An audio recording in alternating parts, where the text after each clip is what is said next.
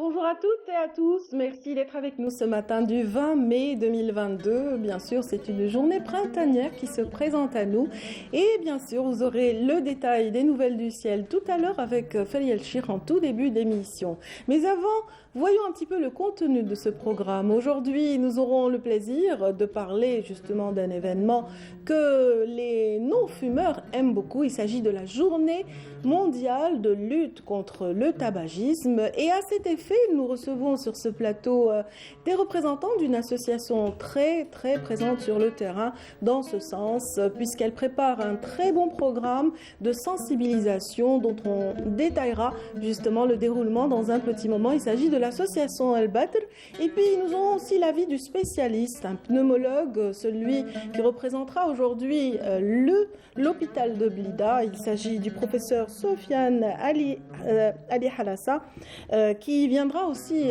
nous parler de l'impact du tabac sur la santé et aussi de ce facteur de risque qu'est le tabagisme, surtout pour justement les différentes pathologies chroniques.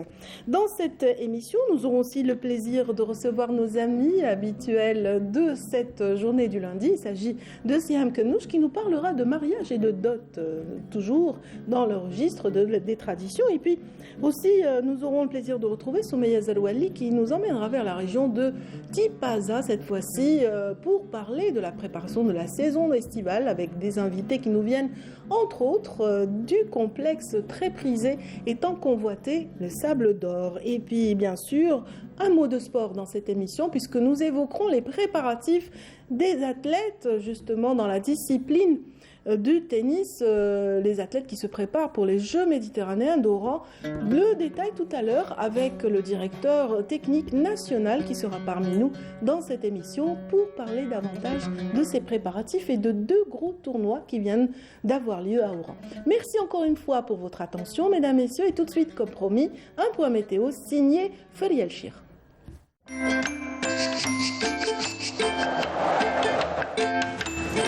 La météo vous est présentée par Mobilis.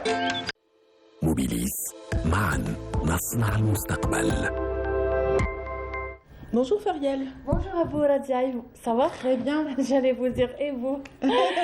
D'habitude, vous. Moi je vais très bien quand c'est le printemps. Voilà. Vous n'avez même pas besoin de me poser la question Fariel parce que moi je suis née en printemps. Ah, comme moi. Et oui, et ben voilà. Voilà, moi donc, je suis née le 29 c'est notre saison. avril. Voilà, donc là je on peut suis... qu'être heureuse. Exactement. On vous a suffisamment dit bonne fête hier? Oui, j'ai fait une petite bêtise, j'ai oublié de souhaiter une bonne fête à ma maman. Alors c'est donc, l'occasion. Je l'embrasse très fort ce matin. Voilà maman. Voilà, il y a toutes les mamans qui nous regardent ce matin. Un gros bisou parce qu'on n'était pas là. Donc merci Fariel de nous donner les nouvelles du ciel s'il vous plaît. Allons-y, d'accord. Bonjour aussi à tous ceux qui nous regardent ce matin. Excellent réveil à vous tous. Ravi de vous retrouver comme d'habitude au programme. Aujourd'hui, on attend quelques passages nuageux plus nombreux à l'intérieur du pays, accompagnés de quelques foyers orageux vers l'intérieur centre et est. Des passages nuageux plus nombreux vers l'extrême sud, le Hogar, le Tassili au fil des heures. Des nuages se formeront. Ils apporteront quelques faibles pluies. Le soleil sera au rendez-vous près des côtes, au sud-ouest, le Nord Sahara, le sud des oasis, le Sahara oriental, le Sahara central. Les températures, les voici, en légère hausse, surtout à l'est. En effet, cet après-midi, on attend 35 à Annabas Kikda. Il fera 31 à Alger, 29 à Oran, 31 aussi à Betna, 26 le minimum à Al-Bayad au sud, 36 Hassim Saoud, 38 Rabdaya, 36 aussi à Béchar, à Ouled Djellal, 42 Elizi, 44 Adrar et Salah, 38 Tindouf, 40 Janet et enfin un maximum de 45 degrés à l'extrême sud. Place à présent à l'état de la mer pour cet après-midi. Nous aurons une mer peu agitée avec des vents modérés, parfois faibles vers l'est entre 10 et 30 km/h, entre 10 et 40 km/h au centre et enfin entre 20 et 30 km/h à l'ouest. Le soleil se couchera aujourd'hui à 19h59. Nous allons gagner une minute d'ensoleillement et les nouvelles du ciel continuent sur le site les 3 w.meteoalgerie.dz. Merci pour votre attention. À tout à l'heure.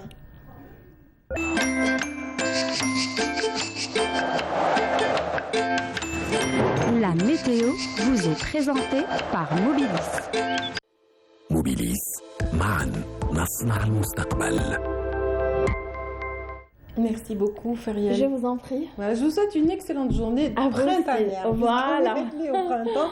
Et à tous ceux qui sont avec nous, on offre tout de suite une chanson. Ils sont mythiques. Il s'agit du groupe Raïna Rai. On met le cap sur Sidi Blabès pour découvrir cette très belle reprise d'une chanson du patrimoine. Ya Mimouna Diaf Rabbi. Et c'est parti.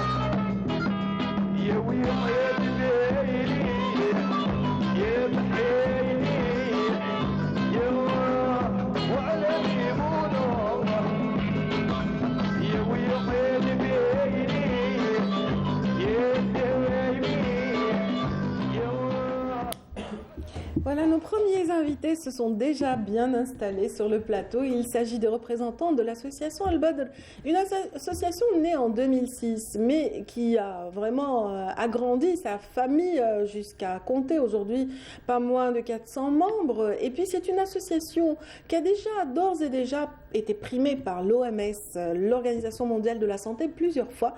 On détaillera cela dans un moment, mais avant, présentons nos invités, en l'occurrence le docteur Moussaoui Mustafa, qui est président de l'association Al-Badr. Bienvenue. Merci, bonjour. Merci d'être avec nous ce matin. C'est une conversation. Oui, non, tout le plaisir est pour nous. Et puis, merci aussi à la jeune génération, représentée aujourd'hui par docteur Mohamed Younsi, donc, qui est membre de l'association depuis 2016. C'est bien ça. Merci beaucoup. Ça va? Ça va bien. Très bien. Vous êtes tous les deux médecins, vous trouvez le temps quand même pour servir l'humanité, on dira. On a toujours le temps, c'est que il y a le côté médical, il y a le côté social qu'il ne faut pas négliger. Donc, on s'est impliqué depuis 2006 pour essayer un peu d'améliorer la prise en charge des malades atteints de cancer en Algérie.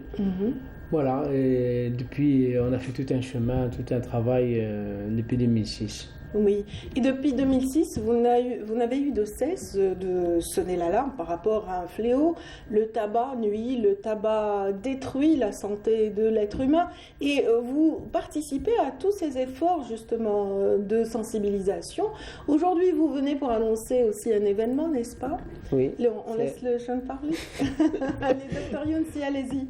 Oui. Donc vous préparez un événement dans ce sens à l'occasion de la journée mondiale sans tabac. Donc, de lutte contre le tabac, cette journée, c'est une campagne de sensibilisation au niveau, en collaboration avec l'SNTF. Donc, on va faire des stands dans des différents gares, Alger, Blida, Oran, même Annaba et Bjaya, pour sensibiliser le grand public de la gare sur les méfaits du tabac, effectivement, et la consommation du tabac. Et docteur Moussaoui, c'est une tradition à présent, ce partenariat avec la SNTF, donc vous investissez avec vos bénévoles, les gares, les trains, et vous essayez justement d'attirer l'attention. Comment ? Et justement, c'est la 15e édition que l'association Al-Badr fait avec la SNTF et ses filiales. Une sensibilisation dans les gares et dans les trains, donc plusieurs gares, plusieurs trains. Et donc c'est une sensibilisation qui se déroule toute la journée. Il y aura bien sûr distribution des dépliants que voici, qui sont sponsorisés par la SNTF. Avec le slogan tabac, j'arrête. En arabe et en français. At-Tadrin, Tawafa. Voilà, Tawafa. Donc il y aura distribution des dépliants, il y aura des affiches, il y aura des banderoles, il y aura des médecins sur place qui vont répondre aux questions des malades, il y aura même des testeurs de CO, il y aura donc des projections vidéo, il y aura de même des spots au niveau des gares pour sensibiliser les gens, surtout les usagers du train, pour essayer d'améliorer un peu, de diminuer au moins les cancers qui sont causés par le tabac. On remerciera en passant la SNTF pour la confiance qu'ils nous font et pour le travail, l'implication de l'entreprise dans la vie du citoyen algérien. Donc, lors de cette caravane, excusez-moi docteur Moussaoui, donc lors de cette caravane, vous mobilisez certes un nombre important de vos bénévoles, mais vous mettez en avant les médecins, n'est-ce pas, dans cette action essentiellement, parce qu'il faut répondre aux questions correctement, aiguiller aussi... Oui. Donc notre bénévole vont former avant l'événement, avant chaque événement, par des médecins, des pneumologues. Ça dépend le thème de la journée, parce que l'association Al-Badr, c'est pas que de tabac, mais aussi il y a des différents cancers qu'on fait de sensibilisation. Donc avant l'événement, on fait des formations avec des médecins compétents sur le plan de thème. Et cette année, l'OMS a fixé un thème de cette campagne, de cette journée. C'est le tabac menace notre environnement. Oui, tout à fait. Oui, donc on va parler sur le tabac. Son impact négatif sur la santé et aussi sur l'environnement. Très bien. Donc voilà, vous essayez d'aller sur deux voies pour sensibiliser les usagers des trains, donc ces voyageurs qui vont peut-être marquer une halte au niveau des stands, s'enquérir de la manière de décrocher, parce que ce qui est plus difficile, c'est de décrocher, n'est-ce pas? De décrocher, et surtout de faire attention à la routine que les gens, la routine des fumeurs. Parce que les gens, certes, fument, mais ils ne savent pas pourquoi ils fument, et personne ne leur pose la question pourquoi ils fument. Une fois qu'on leur pose la question pourquoi ils fument, là, ils se posent des questions. Oui.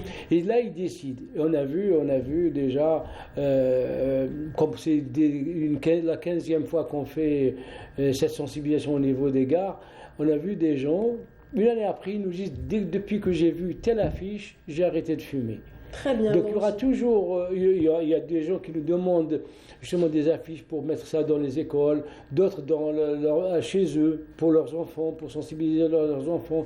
Donc il y a toujours ce retour au niveau avec le citoyen, avec l'usager du train. Voilà, vous avez, l'association compte parmi ses actions l'accompagnement des malades atteints de cancer, et c'est vrai que c'est un des facteurs de risque, et vous mettez en avant lors de cette campagne le tabac en étant ce facteur de risque qui menace la vie des personnes atteintes de cancer, ou peut-être qu'il peut provoquer chez certains sujets un cancer, ce cancer du poumon. Absolument, qui peut provoquer et qui peut être évitable. Le cancer, 30% des cancers sont causés par le tabac. Le tabac est appliqué dans beaucoup de cancers, notamment dans les cancers orolaryngés et dans les cancers du poumon. Le cancer du poumon, par exemple, sur 10 cancers du poumon, 9 sont des fumeurs. Donc si les gens ne fument pas, on aura beaucoup moins de cancers du poumon. Et là, c'est un cancer évitable. On parle de cancer évitable. C'est un cancer qu'on peut éviter. Et là, la tendance, il ne faut pas l'oublier. Bon, c'est vrai que le cancer du poumon touche beaucoup les hommes, mais en Algérie, comme dans le monde, il y a une augmentation du cancer féminin parce que les femmes commencent à fumer, surtout en Algérie. Tabac aussi, bien Donc, c'est un cancer qu'on peut éviter. Et cette sensibilisation, elle participe justement à essayer de diminuer le travail de la santé publique et de l'association, parce qu'on accompagne les malades qui sont atteints de cancer dans la mesure où on a des centres, des maisons d'hébergement. Vous avez des maisons d'hébergement, c'est très intéressant. Vous en avez peut-être 3, Trois, exactement. 3. Nous avons 2 à Blida, une à Alger, et on a un projet pour construire une 4e à Blida qui sera à côté de l'hôpital France Panon. Donc c'est des malades qui viennent d'un peu partout, c'est-à-dire qui viennent de toute l'Algérie. L'année passée, par exemple, on a eu des malades qui viennent de 44 wilayas. Actuellement, on héberge une centaine de personnes qui sont nourries, logées et transportées. Et tout ça grâce aux âmes charitables, toutes celles qui veulent aider et qui prennent part à cette action ô combien noble en faveur des malades cancéreux. Nous allons ensemble suivre ce spot et nous allons reprendre cette petite conversation. D'un décès par maladie cardiaque sur 10 est dû au tabac, et que même le tabagisme passif peut provoquer un infarctus ou un AVC? Non? Eh bien, vous n'êtes pas les seuls. Des centaines de millions de consommateurs ignorent que le tabac provoque aussi des maladies cardiaques. Mais maintenant, vous le savez. Protégez votre cœur, choisissez la santé, pas le tabac. Choisissons justement la santé et non le tabac. C'est la journée mondiale justement de lutte contre le tabagisme, et aujourd'hui l'association Al-Badr, très bien représentée, va nous donner encore, nous rappeler un petit peu le détail du programme qui se profile dans différentes wilayas. Donc elles sont 5 au total, Blida, Oran. Allez-y, on rappelle un petit peu. Il y aura, bien sûr, il y aura, c'est classique, chaque année c'est presque la même chose. Il y aura des sensibilisations au niveau des gares d'Oran, de Blida, d'Alger-Hara, de Béjaïa et d'Annaba. Donc il y aura des bénévoles sur place, il y aura des représentants de la SNTF et ses filiales sur place qui nous ont beaucoup aidés, qu'on ne remerciera jamais assez. Donc il y aura tout un travail de sensibilisation dans les gares. Voilà. Vous voulez terminer par un petit mot? Allez-y. C'est juste, il y a aussi des stands, on a fait de sensibilisation, et aussi il y a des animations comme des studios photos pour les gens qui veulent. Oui, très bien. Donc, de belles animations. Et aussi, aussi les créateurs. On a aussi des stands de coloriage pour les enfants. Les enfants aussi, voilà, leur dire que c'est pas bon pour la santé. C'est très bien. Merci beaucoup. Donc, merci à monsieur ou docteur Mohamed Youssi qui vient de s'exprimer. Puis merci au docteur Moussaoui Mustafa, président de l'association Al-Badr. Merci à tous les bénévoles de l'association Al-Badr pour le travail colossal qui leur a valu justement 2 consécrations en 2015 et 2018 pour l'accompagnement des malades atteints de cancer. Merci infiniment, messieurs, et bon vent pour la campagne. Merci bon vent beaucoup. pour la campagne. Je vous laisse justement rejoindre vos amis et vous qui êtes avec nous ce matin. Donc, je vous propose tout de suite une petite chanson interprétée par Jemaoui l'Afrique. Jemaoui Afrique, voilà.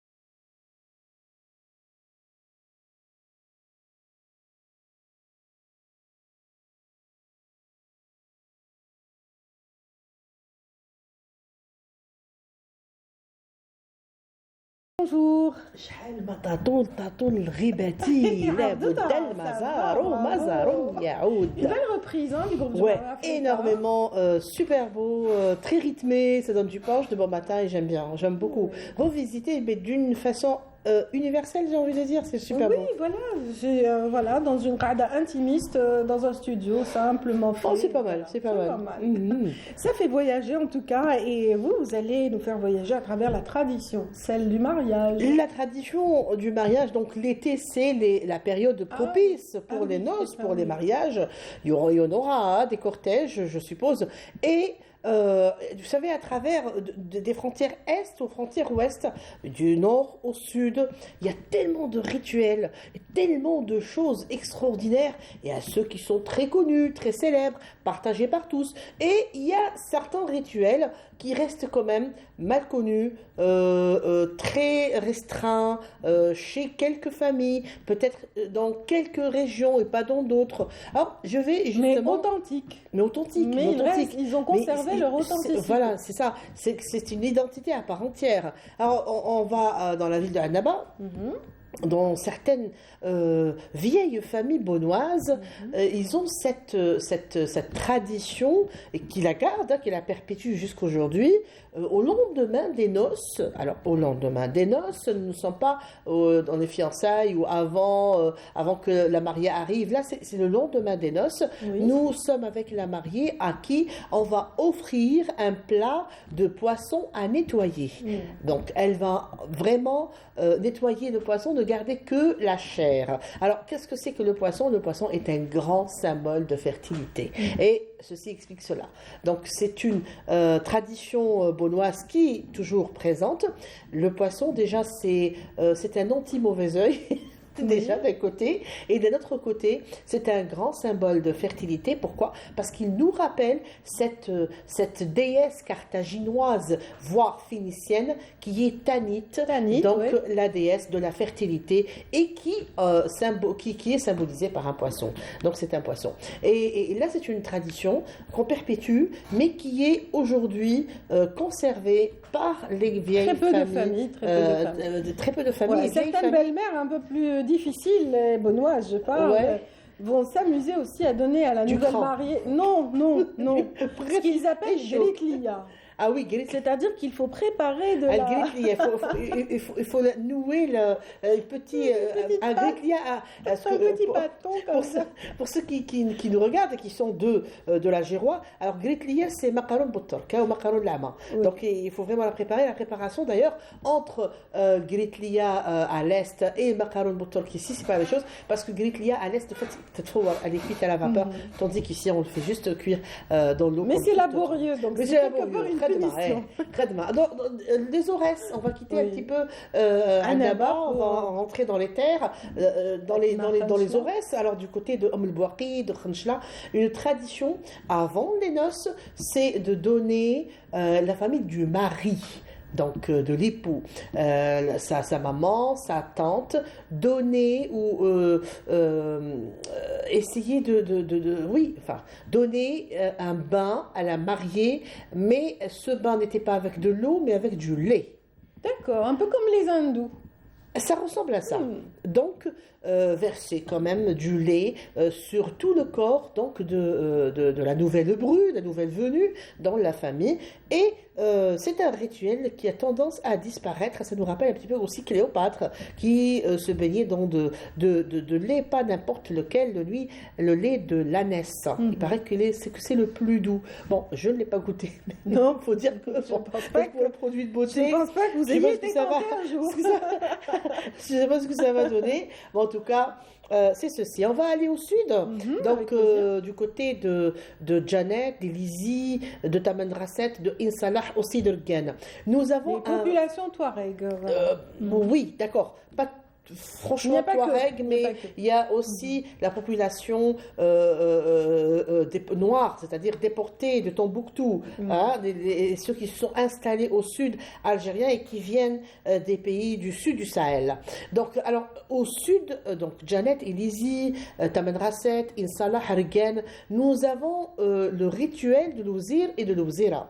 Alors, l'ouzir ou de l'ouzira, ceux qui accompagnent le marié ou la mariée pour essayer d'expliquer certaines choses, pour mettre la mariée à l'aise, surtout si elle est jeune. Cette mariée est jeune, donc il y a cette ouzira qui va lui expliquer certains rituels, lui expliquer qu'elle est maintenant appelée à être seule, maîtresse de sa famille, etc.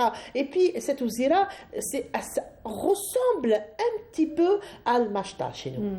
Donc c'est un soutien psychologique, mais aussi elle la prépare, elle lui met du parfum, du musc, elle la coiffe d'une certaine manière, parce que aussi il y a les coiffures qui précèdent les noces et il y a les coiffures qui viennent après les noces. Et ça, l'ouzira du sud, notamment du côté de Insalah, j'ai eu l'honneur de rencontrer une certaine Guillauda qui est de Insalah et qui c'est énorme, ce genre de femmes, elles ont un savoir-faire extraordinaire. J'imagine si elles prodiguent des conseils aussi précieux pour la mariée et son futur. Et aussi, c'est clair que ça doit être des personnes assez sages. Tout à fait. Et de l'autre côté, le jeune homme a son propre ouzir aussi, parce qu'il va rester avec l'ouzir longtemps. Il va rester pendant 1 ou 2 semaines juste avec l'ouzir, parce que l'ouzir aussi va ouvrir une autre porte devant ce jeune marié. Donc on ne se marie pas comme ça. Oui.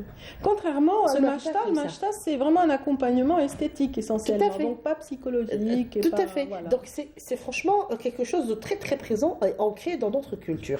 On remonte vers le nord, donc il y a des rituels. On prend quoi? On prend un train, une voiture, un avion? Une caravane. Allez. Avec des chameaux carrément, qui voilà. vont doucement, qui arriveront sûrement. Et on va traverser des régions et des régions et des régions. Pour arriver où?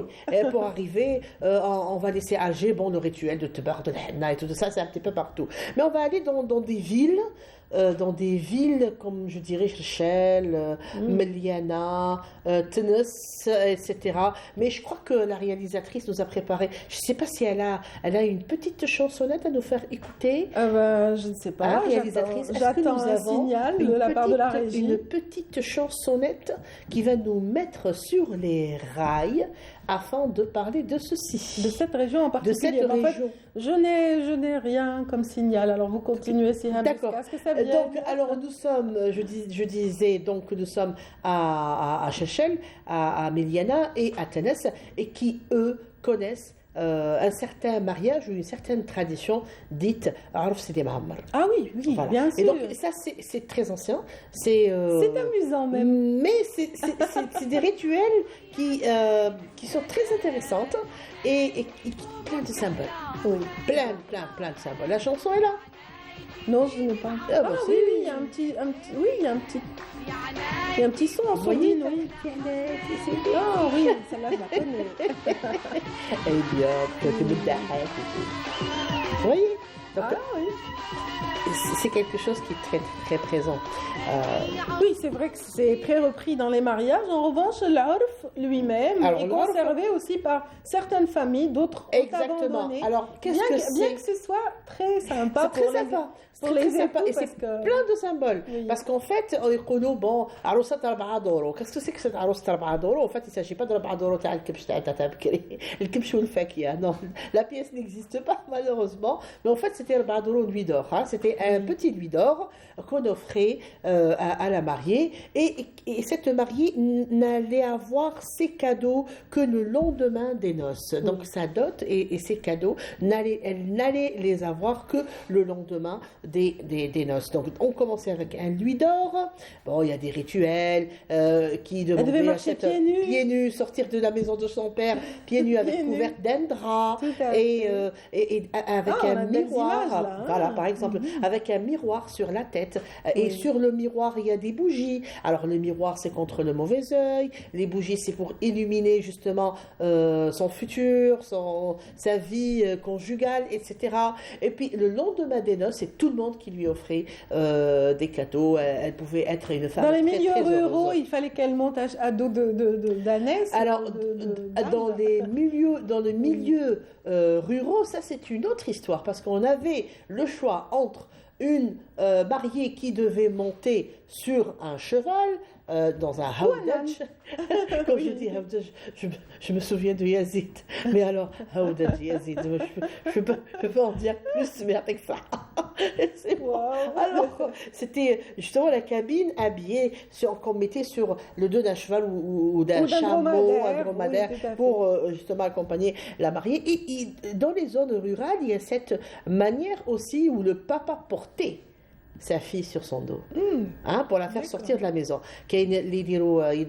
Pour qu'elle puisse sortir sous son très symbolique, exactement. Mais il y a ceux qui, c'est-à-dire dans certaines régions, elle est portée carrément sur le dos de son papa. Et bon, il faut dire que c'était pratiquement le même douar, donc on pouvait aller d'une maison à l'autre. Oui, c'est petit, un village. Exactement. Absolument. Voilà. Donc voilà, ça c'est aussi un rituel qui est très très intéressant, et ce sont des choses qui se perpétuent moins. Bon, il faut dire que c'est des choses que la vie difficile avec la modernité. Exactement. Maintenant, on trouve il y a d'autres traditions qui empruntées d'ailleurs. Oui, bon, c'est des choses qu'on a l'impression que je sais pas, qui sont venus dans les bagages de certains, qui sont restés, et puis c'est comme ça. On est obligé de faire avec, je me demande pourquoi d'ailleurs, mais bon, c'est comme ça. Moi, je suis très tradition et j'aime pas trop conservatrice un peu, j'aime pas trop qu'on change. J'ai envie de parler aussi d'une autre tradition qui est la couleur des robes de la mariée. Le bloza à Oran, à Tlemcen, et aussi le gondola à Constantine. Alors, il faut dire que les couleurs ne sont pas, c'est pas aléatoire. C'est-à-dire, le henna, le jour du henné, par exemple à Constantine, le jour du henné, la rosa devait porter la gandora aubergine ou bien grenat. Voilà, travailler au fil d'or. Travailler de côté résident ou fait là. Ça reste des fils d'or. Mais ça reste des fils d'or. Des techniques différentes. Mais en tout cas, elle devait, le jour du henné, elle devait être grenat. Donc c'est comme la couleur du henné. Alors à Alger, Blida, dans l'Oranie aussi. Alors le kidul biyatet, ce qu'on appelle biyatet, et sur l'algérois, il devait être la rosa devait être en rose. Donc ce sont des couleurs qui symbolisent beaucoup de choses. L'or, un peu plus d'or à Tlemcen. Oui, un peu plus. Le harar. Énormément, oui. Alors, le harar qui est très important à Tlemcen. C'est comme en Tunisie, par exemple. Le harar est très présent et très, très important. En Tunisie, le fouta ou blousa, c'est presque le harar. La même chose, exactement. C'est en harar. Voilà. Et aussi, le lendemain des noces, on devait porter une panoplie de couleurs. Donc, les couleurs, c'était pas avant les noces, mais après. Donc, avant, il y avait le grenat, le rose et le blanc. Le bleu, le fuchsia, le friki, le patate, etc. C'était après les noces et jamais avant. Donc avant, c'était fel. Et le fel devait être en couleur de henné, donc le grenat, en rose, la vie en rose, et en blanc pour la pureté. Donc voici le code couleur mariage traditionnel. Ah oui, j'ai failli oublier des infos. Alors là, on a une image, je ne sais pas si on peut la commenter. Il y a du rouge avec le blanc. Il y a du rouge. Nous sommes toujours à l'Arfa. Alors, seulement le rouge, chez certaines familles, le rouge est interdit pour la mariée. Chez certaines, dans certaines régions, le rouge est vraiment maudit, on va dire, parce qu'il dit que ça porte un petit peu malheur. Bon, ici, le rouge passe. Il y a du côté de Gigel, du côté de Skida, Gigel et Béjaïa. Alors, le lendemain des noces, on devait présenter, alors c'est à Annaba, elle devait donc nettoyer le poisson. Donc, ces trois villes côtières, Skida, Al-Qol notamment, Gigel et Béjaïa, la fille, donc la nouvelle venue dans la famille, devait préparer des crêpes traditionnelles, c'est-à-dire du barir. Et attention que ça soit pas fait. D'accord. Ça devait être du vrai aussi barir. Léger qu'une feuille de... et ça devait être bien présentable. Ça devait être présentable léger, et bien présenté. Et troué. Et savoureux. Donc franchement, ça devait être magnifiquement présenté et elle devait mettre les mains. Alors elle avait leur bracelet, leur bague, mais elle devait franchement aérer cette pâte et travailler parce que sur le tagine, s'il n'y avait pas ces 1000 trous, je pense que c'était cuit pour elle. Mais voilà, allez, j'espère que ça vous a plu pour aujourd'hui. Un beau voyage, merci beaucoup Siham. Je vous souhaite une excellente journée. Mais merci à vous aussi. Voilà, merci de présenter si bien la tradition, nos traditions, je dirais, voilà, tout simplement. Ouais. Merci, et je vous dis à demain. Ok. À demain, les plus fidèles vous attendront pour un autre beau récit. Donc, pour ceux qui sont avec nous, restez tout de suite. On va continuer notre petit bonhomme de chemin après cette petite transition.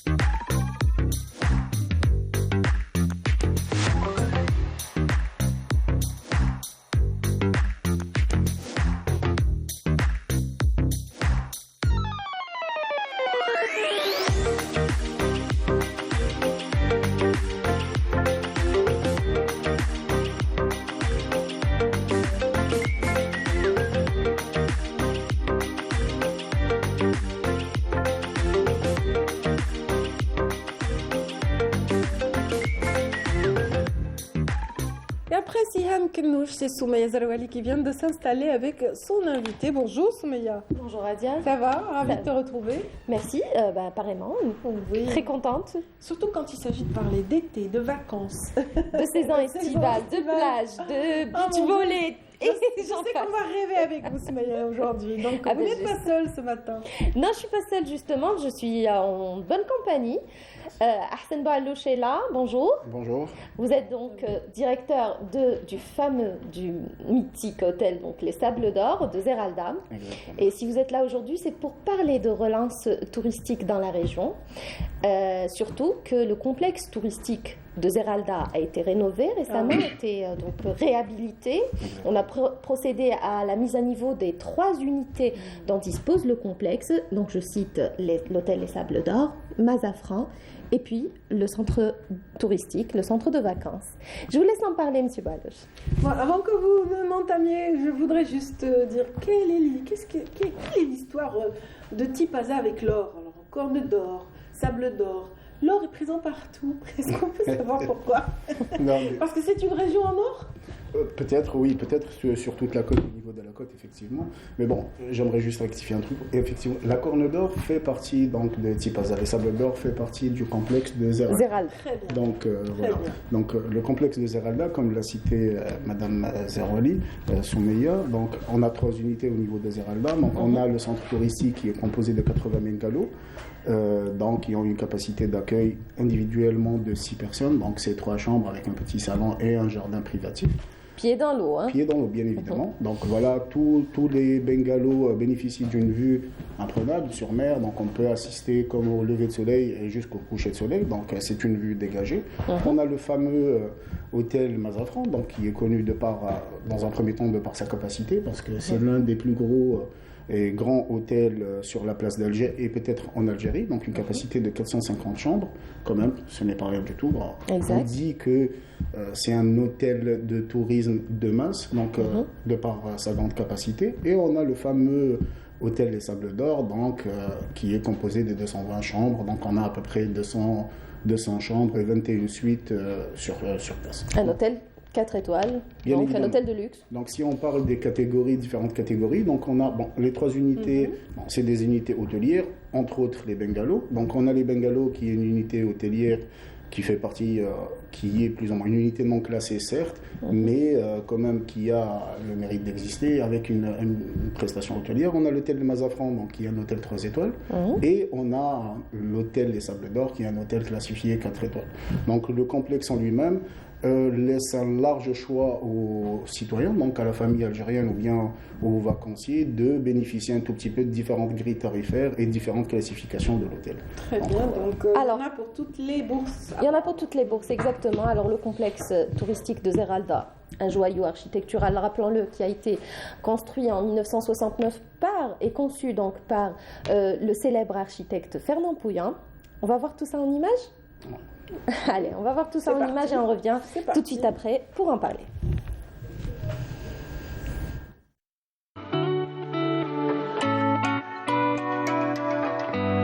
Véritable fleuron hôtelier, le complexe touristique de Zeralda renaît après plusieurs années de réhabilitation et de mise à niveau. Un seul challenge, métamorphoser les lieux afin de donner du punch à l'établissement et de se préparer en force pour accueillir, comme il se doit, la saison estivale.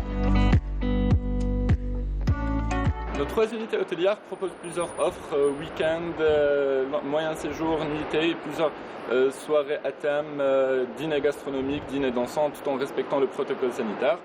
En fait, l'entreprise se prépare aussi pour accueillir la saison estivale. Comme vous le savez, nos 3 unités hôtelières ont été totalement rénovées aux normes internationales et dotées de toutes les commodités pour agrémenter le séjour de notre client. Avec des formules très très concurrentielles, comme je vous le disais. Là, vous pouvez constater que l'hôtel résidence qui est à partir de 8 000 dinars la nuitée en petit déjeuner, l'hôtel Mazafran qui est à partir de 6 500 dinars la nuitée et l'hôtel Sables d'Or qui est à partir de 11 500 dinars la nuitée. Avec la conjoncture actuelle du coronavirus, notre objectif principal, c'est d'encourager le tourisme local. C'est ce qu'on appelle en anglais le staycation. C'est-à-dire on encourage les gens à rester en Algérie et passer leurs vacances en Algérie. De ce fait, on se prépare d'ores et déjà à accueillir un grand nombre de vacanciers notamment avec la plage qui est adjacente à l'hôtel. Tout sera mis en œuvre pour accueillir les prochains vacanciers, Inch'Allah. On a programmé des packages pour les familles et pour les estivants. On va installer aussi une base nautique pour les enfants. Et on a aussi des soirées à thème sur la piscine. Construit dans les années 70, l'hôtel Mazafran a retrouvé, et ce depuis juillet 2019, un standing de qualité grâce à sa modernisation. L'hôtel Mazafran, qui est une structure 3 étoiles, qui est assez connue pour sa grande capacité d'accueil, qui peut héberger jusqu'à 900 personnes, qui a plus de 446 chambres et suites, et c'est 4 salles de restaurant, salles de conférence, piscine et toutes ces commodités. Véritable joyau architectural, œuvre du talentueux architecte Fernand Pouillant, l'hôtel Les Sables d'Or a une âme et toute une histoire. Une histoire immortalisée par des séquences du film culte Les Vacances de l'inspecteur Tahar, réalisé en 1972 par Moussa Haddad. En voici un extrait. Un point historique. Oui. Voilà, c'est un lieu historique. Alors, et c'est là où a été tournée donc la scène du film culte Les Vacances de l'inspecteur Tahar et de l'apprenti. Alors il y a plus de 50 ans, l'inspecteur Tahar et l'apprenti se sont tenus ici avec le serveur et il y avait tout plein de touristes dans la piscine qu'on espère Inch'Allah accueillir cet été. Une scène que nous allons revoir tout de suite d'ailleurs. Merci. Je vous en prie.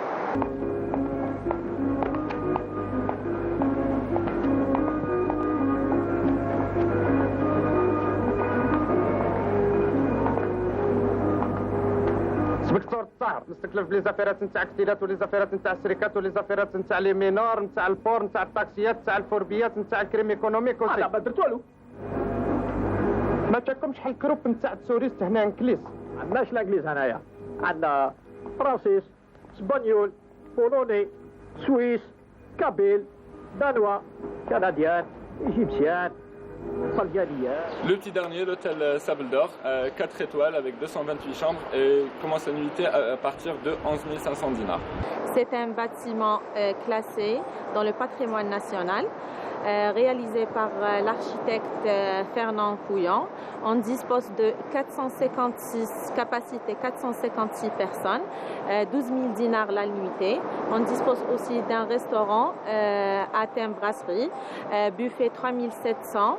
Et on a aussi 4 salles de réunion, capacité 25 personnes, et une salle de conférence de capacité de 200 personnes. On a aussi un lounge. L'hôtel Les Sables d'Or a ouvert ses portes pour la première fois en l'année 1969. L'hôtel a fermé ses portes fin 2016 pour une réhabilitation totale et a réouvert ses portes en octobre 2021. Doté de 79 bungalows et de 19 appartements situés au bord de la plage du complexe touristique, le centre de vacances, un autre haut-lieu du tourisme balnéaire. Le centre touristique qui est composé de 2 parties, l'hôtel résidence ainsi que les bungalows, avec une tarification très concurrentielle qui actuellement sont à partir de 8 000 dinars la nuitée avec petit déjeuner. Faisant partie intégrante de la zone d'expansion touristique de Zeralda, le complexe touristique, avec une capacité de 1800 lits, compte relancer le tourisme dans la région, surtout après la longue période de crise qu'a connue le secteur avec la Covid-19. Je tiens à préciser que le complexe touristique de Zeralda est assez proche d'Alger, à peine à 20 minutes en voiture, et assez loin pour pouvoir avoir ce sentiment de dépaysement et de venir se ressourcer dans un cadre idyllique et de profiter de nos promotions et de nos packages. Je vous invite à venir visiter. Marhaba bikoum.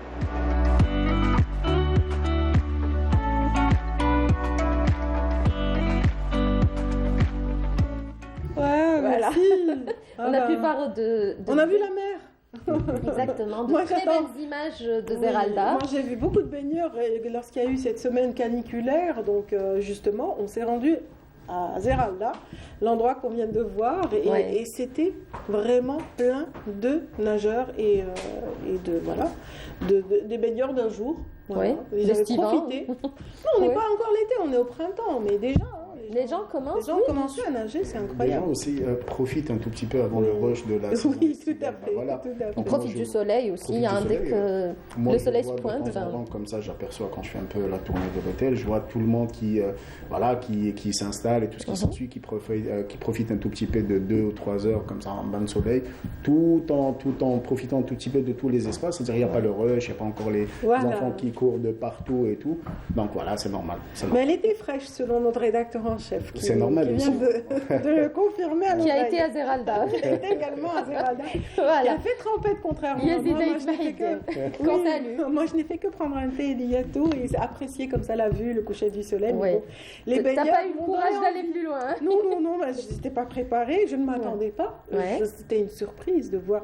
Mais c'est vrai que ce sont de très belles plages, il faut le souligner. Ouais, c'est si on parle d'or, c'est par rapport aussi à ce sable qui est un sable vraiment doré. Couleur. Oui, exactement. Alors, Hassan Boualouche, moi j'aurais une question peut-être par rapport, ce sont des structures hôtelières qui ont toujours été là depuis les années 70, donc on connaît bien, qui ont toujours accueilli les touristes, les visiteurs de la région. Mais qu'est-ce qui a réellement changé des années 70 jusqu'ici, après la réhabilitation, donc après la mise à niveau de votre structure? Qu'est-ce qui a changé? Qu'est-ce que vous proposez pour relancer le tourisme, surtout après cette crise qu'a connue le secteur, donc le Covid-19, qui a un peu freiné le secteur, qui a freiné un peu l'activité touristique. C'est pourquoi vous essayez de relancer le tourisme à votre niveau déjà.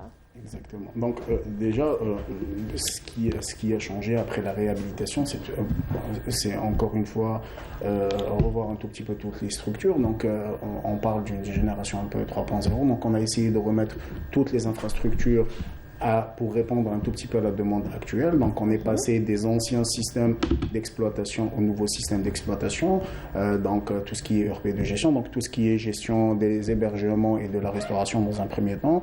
On a plus de main courante? Non, plus de main courante maintenant, tout est informatisé au sein de l'établissement. Donc on a mis aussi en place tous les facilités aux clients pour peut-être ne pas se déplacer plusieurs fois, donc peut-être faire une visite. On est même en train d'essayer de mettre les visites virtuelles sur notre site web, d'ailleurs. Donc voilà, on peut visiter les différentes chambres avec les différentes tarifications. De temps en temps, on fait aussi des ventes flash, donc des promos flash comme ça sur notre site web et aussi sur nos réseaux sociaux. Donc même sur nos réseaux sociaux, on peut également réserver sa chambre et profiter des différentes promotions qu'on fait. Donc dans un premier temps, dans un second temps aussi, on a tout ce qui est accès bancaire, donc tout ce qui est paiement en ligne, Mastercard, Visa, paiement CIB, pour tout ce qui est hébergement et restauration et différentes prestations aussi. Au niveau des chambres, donc on a tout revu, c'est-à-dire on a gardé un tout petit peu l'aspect mythique de l'hôtel, donc avec les différentes fresques de l'architecte en lui-même. En installant bien évidemment donc, des coffres au niveau des chambres. Donc on a des coffres, on a de la climatisation centrale, des douches italiennes, des spots un peu partout. On a élargi un tout petit peu les balcons pour accueillir, c'est-à-dire que pour que le client puisse se poser en fin de journée, on profite un tout petit peu de la vue quand même. Et on a la mer, on a le coucher de soleil et tout. Donc ça c'est très important. On a aussi des Smart TV, donc au niveau des téléviseurs. On a Netflix et les différents Amazon Prime et tout sur nos téléviseurs. Donc l'hôtel en lui-même répond un tout petit peu aux normes internationales et ce qui se fait de nos jours aussi. Connexion au débit de 30 mégas, quand même, c'est pas rien du tout, ligne spécialisée aussi. Donc c'est une ligne qui est dédiée qu'à la connexion. Donc voilà, donc dans un ensemble général, un tout petit peu, on n'a pas de quoi, je dirais, en vouloir ou plutôt envier aux autres établissements hôteliers. Donc voilà, donc ça, en parlant un tout petit peu de la réhabilitation. Après, on a essayé de maximiser un tout petit peu tous les espaces extérieurs, donc des différentes terrasses. On profite quand même de 5 terrasses, c'est pas rien du tout, en face de la mer, parce qu'on a une piscine qui est perchée quand même sur la plage, sur la mer plutôt. Donc on a la dernière vague qui est vraiment au niveau de la piscine. Donc on profite un tout petit peu de cette géolocalisation et mettre en avant un tout petit peu tous les espaces. Peut-être une question qui intéresse aujourd'hui nos amis téléspectateurs qui se posent sûrement la question, parlant d'infos pratiques, tarification.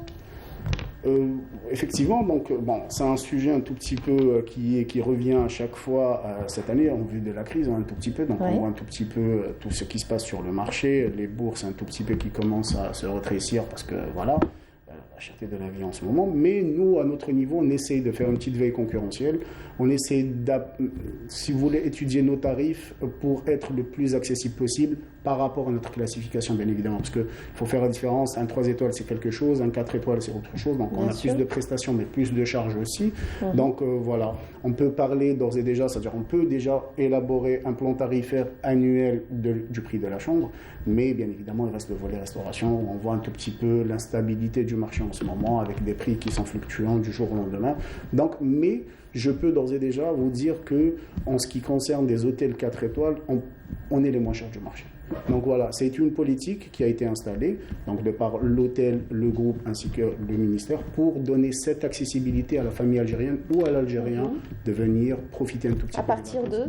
À partir, c'est-à-dire que moi, ce que je dis, c'est qu'il faut rester connecté sur les réseaux sociaux parce que chaque semaine, chaque mois, on fait des promos. On peut annoncer, justement. Bien sûr. Donc, sur nos réseaux, dans un premier temps, on a le site web. Donc, c'est www.hotelsabledor.dz.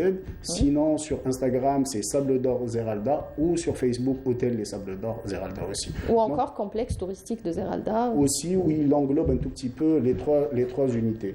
Mais bon, on est très actif sur les réseaux sociaux. Donc, on a plus de réservations sur les réseaux et le site web que par le client, donc les walk-in sur place. Ça marche bien, alhamdoulilah, au jour d'aujourd'hui. On touche du bois, comme on dit. Mais il y a pas mal de clients qui profitent de certaines ventes flash, de certaines promotions de temps en temps, allant jusqu'à 40%. Tout dépend de la politique et voilà, de le taux de fréquentation de l'établissement. En ce moment même, y a-t-il des promos? Voilà. Comme ça, ceux qui nous suivent ce matin, ce week-end, je peux vous dire déjà que là, au jour d'aujourd'hui, peut-être on est le 29, le 30, c'est ça? On est le 30, oui. Donc demain, normalement, le 1er, ça sera la fin. Après-demain, ça sera la fin de la promo. Donc, on est à peu près sur une tarification aux alentours de 10 000 dinars, chambre et petit déjeuner, avec surclassement offert, bien évidemment, sur n'importe quel type de chambre. Donc, si on prend une standard, on est sur une vue mer. Si on prend sur une vue mer, on est sur une exécutive. Si on prend une exécutive, on est sur une suite. Donc, voilà, on est à peu près sur 10 000 dinars, chambre et petit déjeuner, avec le early check-out. Donc, on offre aussi le check-out tardif pendant la journée. Mais je peux annoncer déjà que pendant le mois de juin, il y aura une nouvelle promotion pour la saison estivale. Exactement. Donc, on est en train d'étudier. Une base nautique que vous allez, donc avec plusieurs activités que vous allez lancer tout au long de la saison estivale. Alors, je peux déjà parler de quelques activités qu'on a finalisées peut-être au courant de la semaine passée. Donc, dans un premier temps, on va lancer pour la saison estivale ce qu'on appelle un Kids Corner. Donc, ça va être 2 petites garderies qu'on va mettre à disposition des clients pour que le couple algérien puisse un tout petit peu profiter du séjour, souffler. Voilà, souffler un tout petit peu. Souffler, c'était le mot. Souffler un tout petit peu et on va essayer de garder un peu leurs enfants pendant une petite heure ou 2 heures de temps, un tout petit peu. Donc voilà, on va mettre en place aussi plein d'animations, donc tout ce qui est peut-être spectacle, le clown, peut-être des chanteurs à thème chaque week-end. On est en train d'aménager aussi le côté de la plage. Donc on va mettre même des kids corners au niveau en indoor, hein, donc en extérieur. Au niveau de la plage, il va y avoir plein de petites activités comme ça où les enfants pourront profiter et même les adultes donc pourront profiter aussi. Avec un personnel qualifié, bien sûr. Bien évidemment. Ce qui concerne qualification, comme on le redit à chaque fois, c'est-à-dire qu'il est temps de passer au professionnalisme un tout petit peu du secteur, parce que ça a été un peu délaissé, on ne va pas se mentir, on ne se voile pas la face, ça a été délaissé pendant une dizaine d'années, la fameuse... On souhaite en tout cas de beaux jours pour l'hôtel et le complexe de manière générale. Donc voilà, merci de nous avoir apporté cet éclairage et d'avoir permis à Bonjour d'Algérie de communiquer par rapport à la préparation de la saison estivale à Zeralda. Merci Soumeya. Merci à toi. Merci à notre invité. Merci beaucoup. Merci notre invité qui n'est autre que le directeur justement de ce complexe touristique. Non, de l'hôtel Les Sables d'Or. Voilà, tout à fait, monsieur Ahsen Bouallouch. Merci d'avoir été avec nous ce matin. Merci beaucoup. Et puis on a envie de dire bonnes vacances à ceux qui vraiment ont fini le cursus scolaire, ceux qui peuvent se permettre déjà une escapade, profiter avant le rush. Bonnes vacances façon inspecteur. Ou alors, oui, un petit peu entre les deux. Merci infiniment. infiniment. Merci à toi. Merci à ceux qui sont avec nous depuis ce début de matinée. On va tout de suite accueillir d'autres invités et puis vous laisser un peu rêvasser en parlant justement de vacances et aussi d'escapades, avec notamment ce reportage qui vient compléter notre séquence qui vient de s'écouler. Donc il s'agit d'une virée du côté de Tikjda et c'est signé Majid Benrassi. Station climatique de renommée bien établie avec ses cédrés et surtout ses singes magots qui sont un véritable divertissement. Tikjda reste un endroit recommandé pour un bol d'air en plein mont du Durdura. Perchée à quelques 1500 mètres d'altitude, cette belle station d'hiver est le lieu idéal pour une évasion loin du vacarme et de l'étroitesse des villes. Tikjda est la destination désignée pour une escapade à l'espace d'un week-end en famille, entre amis et pourquoi pas seul. Un petit peu de sport de montagne, randonnée, bivouac, trek, un petit peu de tout, on visite où je ne selon nos moyens. Et il vous arrive de venir souvent ici sur la région? D'origine, nous sommes de là. De la région. D'origine, je suis de Mchdala. J'habite à Alger, donc c'est ma région, quoi. Ah ouais, parce qu'on travaille, donc les week-ends, on profite un petit peu des week-ends. Donc pour respirer un petit peu, ça dépend. Quel mine des activités, reboisement, nettoyage, on participe un petit peu. Vous venez en groupe généralement? Ouais. Et vous passez la nuit où exactement? En bivouac. On a fait le village abandonné pendant 4 jours. Ça fait 4 nuitées, on a passé 4 nuitées. On a passé 4 nuitées. عقبنا 2 nuitées في le village abandonné, جا هنايا تحت l'hôtel. On a passé la 3e nuit في واحد البلاصه الفوقها روشيات، حنا نعيطوا لها روشيات. ومن بعد on a fait le sommet تاع ريني، le Régnier. Et pour donner plus d'atouts à la station et attirer davantage de visiteurs, tout un ensemble d'équipements est en voie de réalisation, à commencer par l'éclairage public, mais pas seulement. Un projet qui a été inscrit sur le budget de Wilaya, intitulé Éclairage public à panneaux photovoltaïques, sur une boucle de 2 km 500 pour encourager le tourisme nocturne et l'amélioration des conditions de vie de cette localité. Le Centre national des sports et loisirs de Tikjda est composé de 5 unités, 4 opérationnelles. La 5e, elle est en phase d'équipement. Le 2e projet qui est actuellement en étude, donc dans sa phase d'exécution, c'est les remontées mécaniques seront transformées en télécabines d'un terrain touristique pour permettre aux visiteurs, aux touristes de visiter donc la station de Tikjda, c'est-à-dire du bout en bout. Et pour compléter et diversifier les structures d'accueil dans la région, un réseau de 12 gîtes est en train d'être mis en place pour offrir un autre type d'hébergement aux amoureux de la nature et de la montagne. 2 sites idylliques accueillent déjà 2 merveilleux gîtes. Tarzout, au pied du pic du Lion, sur les monts du Durdura, et au village de Mimouna, du côté de Haïzer, un autre, perché sur un arbre. J'essaye de donner aux gens ce que j'essaye de... Donc c'est une sorte de dépaysement par rapport à... Oui, absolument. Par rapport à la ville. Oui. Parce que la ville, il y a un retour, un très grand retour des gens. المدينة c'est le stress, c'est كذا. Quand ils viennent ici, ils cassent, même ils oublient le stress. Oui, absolument. Une bonne adresse pour un bon coin où il fait bon vivre et surtout qui permet de s'éloigner du stress du quotidien.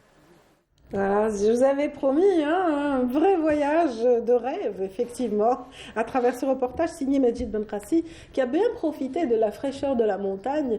Et nous avons plaisir justement de recevoir aujourd'hui parmi nous donc monsieur Monsieur Karim Saadallah, donc qui est en fait directeur technique national pour ce qui est de la discipline tennis. Aujourd'hui, justement, j'ai envie de lui poser une toute première question. D'abord, bienvenue. Merci à vous. Merci. Voilà, on vient de voyager à travers l'image à Tikshta, donc en hauteur, un endroit où il y a zéro pollution. Est-ce que c'est un des lieux qui sont convoités par les athlètes ou ceux qui aident les athlètes à se préparer? Oui, absolument. C'est-à-dire que nous, pour la formation des athlètes, nous cherchons, selon les étapes, à un certain moment, on va certainement se diriger vers des centres comme Tikshta, où il y a un centre de préparation qui sont à Annaba, Seraidi, à Biskra, Sétif. Il y a plein de centres comme ça qui permettent à l'athlète de retrouver un petit peu les conditions de quiétude et de préparation optimale. Ouais, l'air pur, justement, et puis aussi donc pollution zéro, hein, pratiquement. Donc, voilà, donc on écoute le silence. Absolument, c'est exactement ça. C'est-à-dire qu'il va falloir à un certain moment faire le vide et recommencer, se reconstruire, faire une introspection en fait, c'est-à-dire que revoir un petit peu les fondamentaux et repartir sur de nouvelles bases. Donc ça c'est très important pour les athlètes de haut niveau. Très bien. On parle d'athlètes de haut niveau et de compétition de haut niveau. Vous revenez d'Oran, n'est-ce pas? Vous revenez d'Oran où vous avez assisté à deux gros tournois, donc grands tournois de tennis, n'est-ce pas? On va en parler davantage.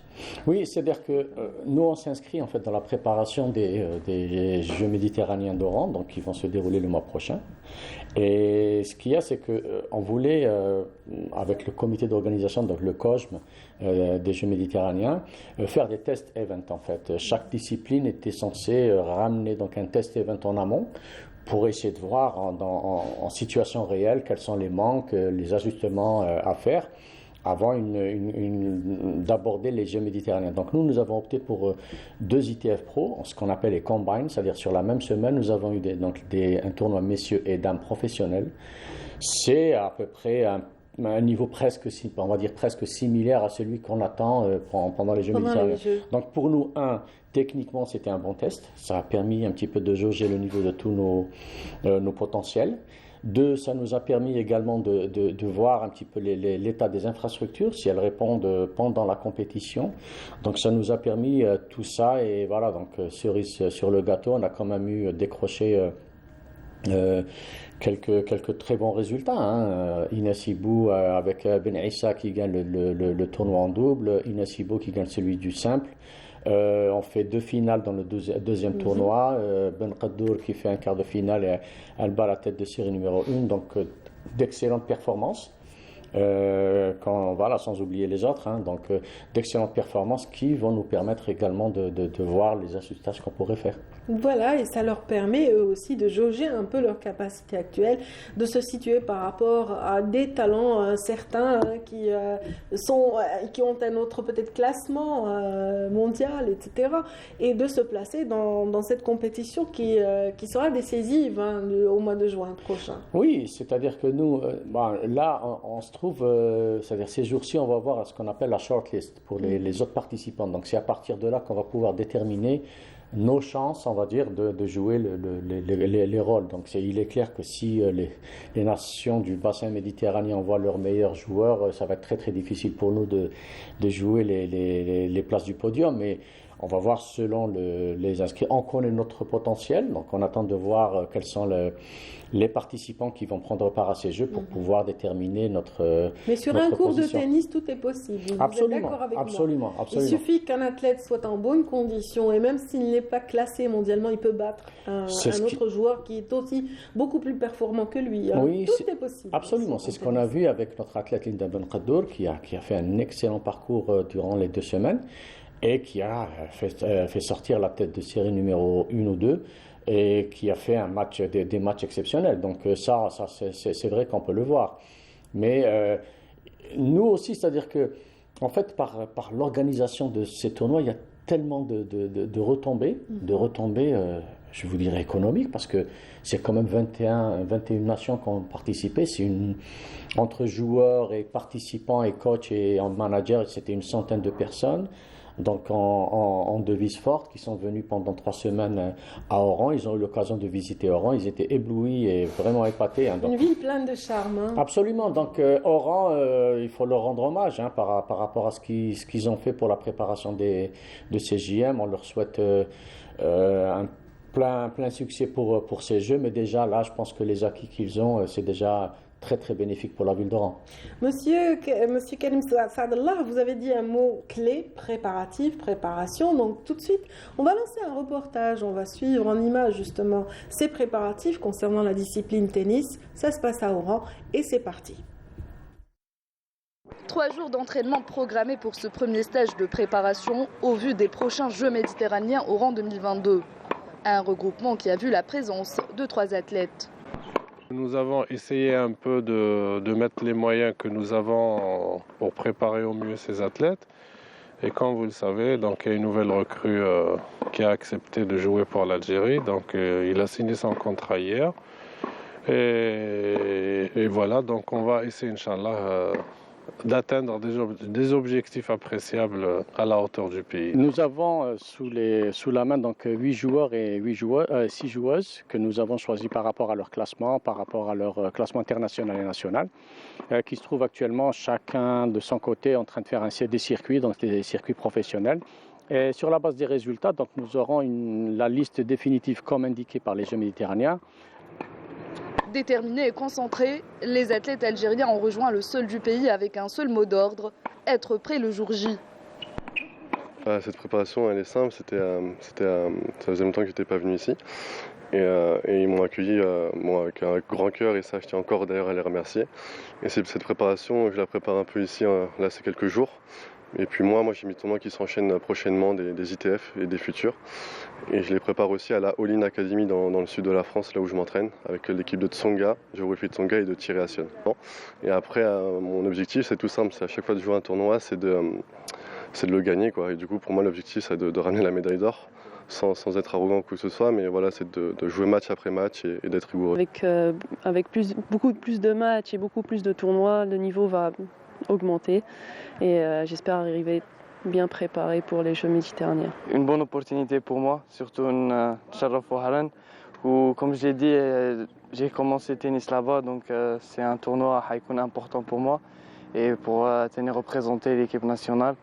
Et Inch'Allah, nous la hauteur pour gagner le tournoi.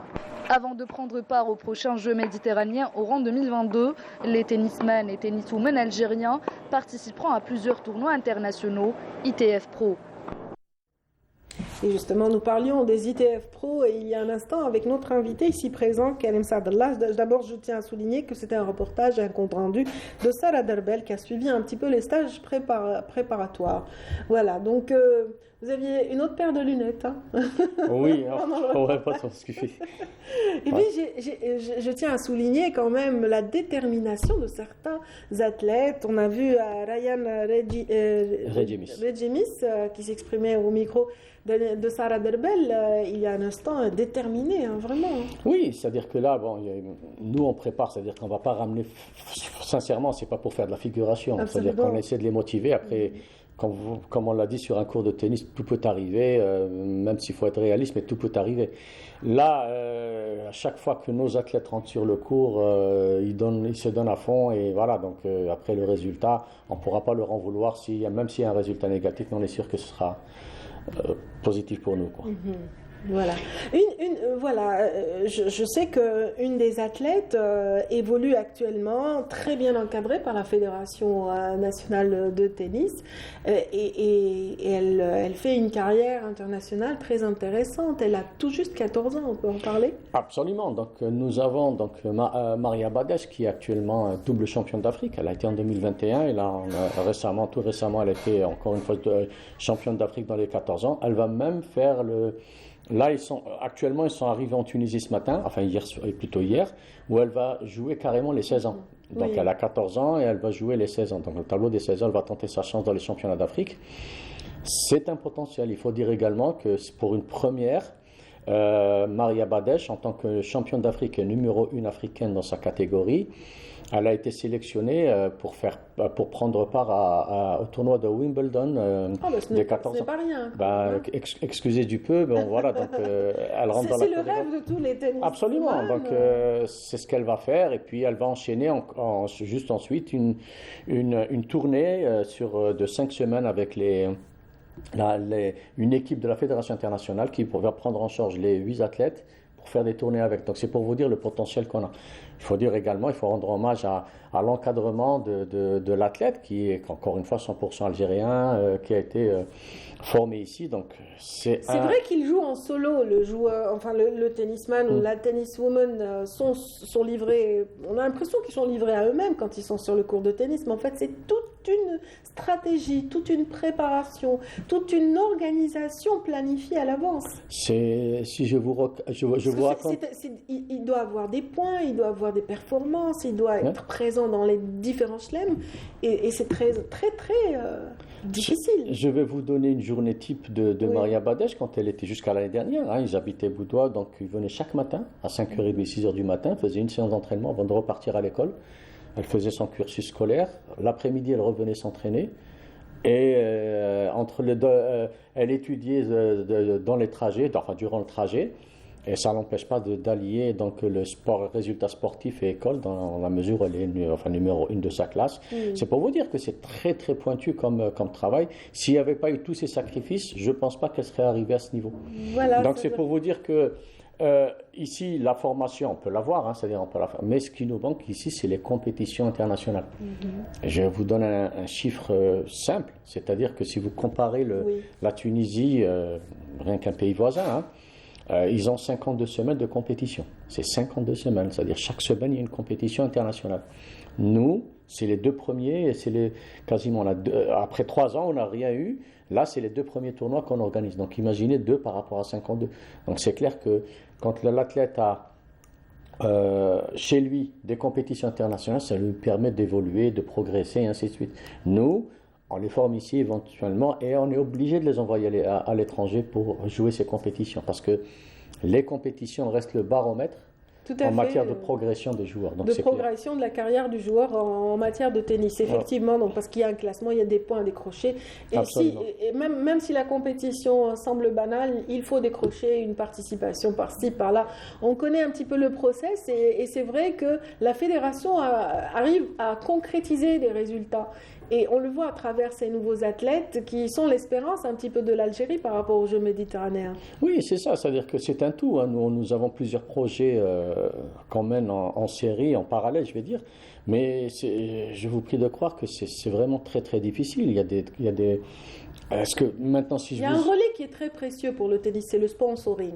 Est-ce qu'il fonctionne de la même façon qu'ailleurs chez nous? Est-ce que les sponsors sont présents? Écoutez, moi je comprends parfaitement je vais me mettre dans la position d'un entrepreneur.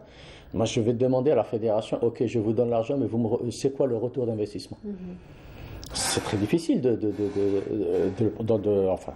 garantir un retour dans la mesure où déjà la fédération n'a même pas de centre fédéral. Alors, est-ce que vous trouvez normal, par exemple, que la fédération est obligée des fois de louer des cours pour ces compétitions éventuellement ou l'entraînement, chose qui n'est pas normale. Alors que si nous avions un centre, on pourrait éventuellement contracter faire des contrats de sponsoring avec des entreprises et avoir un vrai retour d'investissement dans l'organisation des tournois pro, par exemple. Et ça, c'est ce qu'on n'a pas. Et donc, c'est-à-dire que les cours actuels qui existent actuellement, par exemple, en citant juste la capitale, Alger, ne sont pas suffisants ou peut-être qu'ils ne sont pas sous la houlette de la fédération. C'est ça, c'est-à-dire que là, je vous donne un exemple simple. Il y a le tennis club de Ben Akno qui s'est libéré il y a moins d'une année.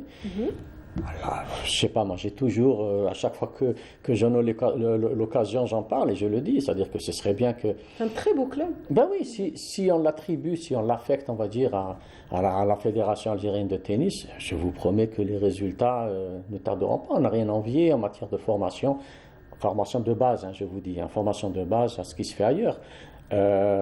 Mais ça va nous permettre aussi de travailler dans des conditions qui vont nous permettre d'être autonomes. Parce qu'il y a l'investissement sportif, technique, mais aussi l'investissement économique. C'est-à-dire que nous, en organisant ces tournois, il y a un retour d'investissement, il y a un vrai retour d'investissement, donc on peut être autonome. À partir du moment où ça devient un vrai spectacle, à partir du moment où ça draine une foule, à partir du moment où il y a aussi, comme pour l'engouement pour le football, un intérêt certain, c'est vrai que les sponsors pourraient peut-être vous suivre un peu plus et puis croire en vous. Vous gagnerez en crédibilité en ayant des événements pérennes, c'est ce que vous voulez dire. C'est déjà ça, et puis on ne vient pas les mains vides non plus, parce que le tennis, c'est quand même une discipline, par le biais des ITF Pro, des ITF Juniors, qui a comment dirais-je, une aura internationale. Vous rendez-vous compte que si j'organise par exemple un ATP, un Challenger seulement, c'est quand même 9,5 millions en streaming, en live. Oui. Donc c'est pas négligeable pour un sponsor. Absolument. Le naming, c'est-à-dire donner le nom du tournoi à l'entreprise, qui va être vu sur les 5 continents. C'est énorme. Donc nous avons des arguments, mais pour peu qu'on ait cette infrastructure qui nous permettrait de travailler d'exécuter justement toutes ces promesses, j'imagine. En tout cas, des promesses, il y en a. La promesse du succès est aux portes, je dirais, grâce à ces jeunes athlètes qui jouent parfaitement bien au tennis. Et l'exemple donné est celui de Inès Ibou, dont le portrait a été dressé par Sarah Derbel, rien que pour vous, mesdames, messieurs. À 14 ans, elle était numéro 1 mondial de sa catégorie. 569e du classement au meilleur de sa carrière, Inès Ibou navigue aujourd'hui autour de la 800e place. À seulement 23 ans, cette jeune pépite affiche une grande détermination. Mon meilleur classement en junior, c'était 23e mondial. Et en WTA, 569. Ça a été mon meilleur classement. Aujourd'hui, je suis 750, quelque chose comme ça, à cause de ma blessure de l'année passée où je suis redescendue un peu au classement, mais ça, c'est rien. Si je joue bien, si je fais des bons tournois, si j'ai des bons résultats, je vais monter très vite, Inch'Allah, c'est l'objectif. S'il y en a un qui croit en elle, c'est bien Hassan Guedioura, son manager, qui change de casquette quand la situation oblige. Entre eux, une vraie complicité.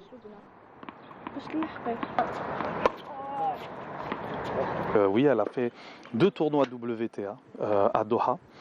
Je pense qu'elle fait partie des rares Algériennes, sinon peut-être la seule Algérienne à avoir fait autant de tournois WTA dans l'histoire d'Algérie. Et j'ai dû m'improviser coach. Mais comme on a tissé une relation particulière, parce qu'elle revient d'une situation un peu difficile au niveau sportif, donc vous savez que coach, c'est aussi l'aspect mental. Donc voilà, je prends aussi en charge ces aspects-là. Et pour un joueur de tennis, le mental est fondamental. J'essaierai de faire le maximum pour gagner cette compétition qui m'est chère. Surtout qu'elle est ici à Oran. Et jouer devant le peuple algérien, c'est... Elle poursuit son parcours vers un plus haut niveau et ne cache pas ses ambitions. Je compte d'ici peut-être 2-3 ans, Inch'Allah, si bien sûr pas de blessures, avec beaucoup de moyens aussi, de rentrer dans le top 100 et de participer au Grand Chelem, et pourquoi pas de rêver de gagner un Grand Chelem, Inch'Allah. La numéro 1 algérienne ne se fixe aucune limite. Et pourquoi pas un jour, grâce à son travail et son revers à deux mains, retrouve les premières places.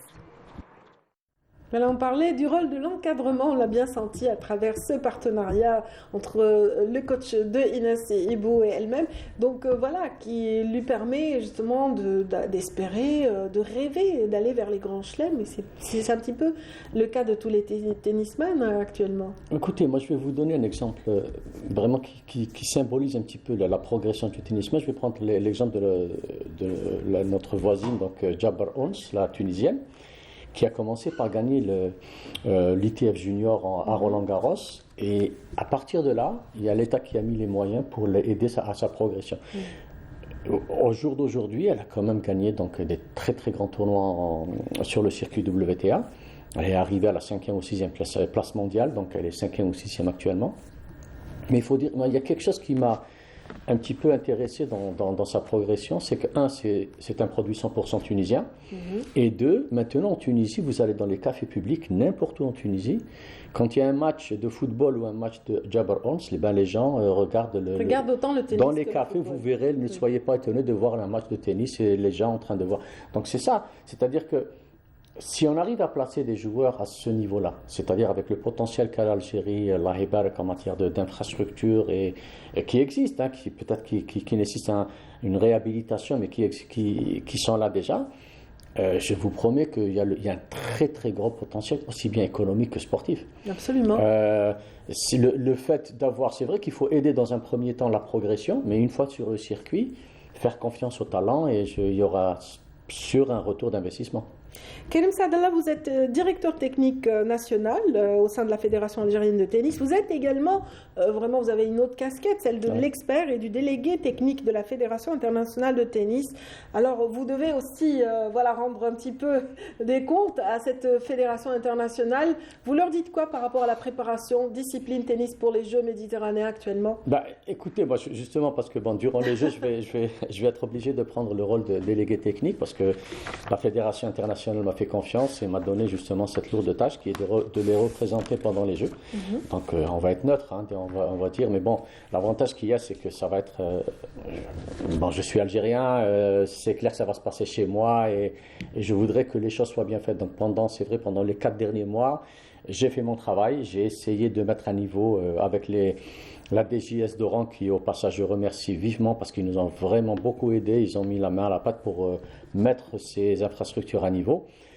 Et pendant les Jeux, donc il y aura, je vous dis, dans la discipline tennis, on a 15 pays qui sont inscrits.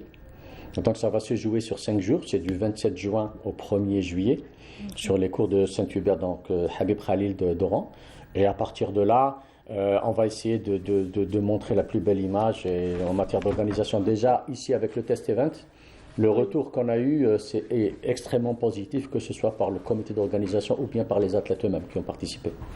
Excellent, donc c'est tout le mal qu'on souhaite à tous ces athlètes qui ont énormément d'ambition et sur lesquels on compte beaucoup. En tout cas, bravo et bon vent, hein. J'espère qu'ils auront vraiment tout le succès qu'ils souhaitent à cette grande compétition qui s'annonce au mois de juin. Donc voilà, il ne reste plus beaucoup. Hein. Non, c'est le dernier virage là. Oui, c'est le dernier virage. En tout cas, merci, nous avons été ravis, Karim Saadallah, de vous recevoir ce matin en qualité de directeur technique national, donc auprès de la Fédération algérienne de tennis, et en qualité aussi d'expert et délégué technique de la Fédération internationale de tennis. Voilà, c'était là un mot de sport, mesdames, messieurs. Merci aussi d'avoir été avec nous. C'est vrai que le sport, ça fait du bien à la santé. En revanche, et je le répète, le tabac tue. Et donc, rappelez-vous de ceci et prenez soin de votre santé. Le tabagisme, ça ne mène nulle part. Arrêtez tant que vous avez envie de vivre. Alors, bonne chance et bonne journée à tous. À très bientôt, à demain.